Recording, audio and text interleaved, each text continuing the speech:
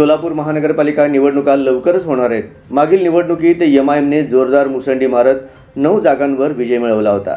आगामी महानगरपालिका निवडणुकीत पुन्हा एकदा एमआयएम पक्ष 9 पेक्षा जास्त जागांवर विजय मिळवण्याच्या प्रयत्नात आहे। एमआयएम नेते शौकत पठाण आणि माजी नगरसेवक तौफिक अत्तुरे यांनी एमआयएमच्या मुख्य कार्यालयात हजेरी लावली आहे। सोलापूर शहरातील मुस्लिम बहुसंख्याक भागात इतर पक्षांना एमआयएमच्या उमेदवाराशी जोरदार टक्कर द्यावी लागणार आहे। काँग्रेस पक्षातून एमआयएम पक्षात आलेले तौफिक अत्तुरे आणि शौकत पठाण यांनी पक्षाला मजबूत करण्यासाठी सर्वतोपरी प्रयत्न सुरू केले आहेत।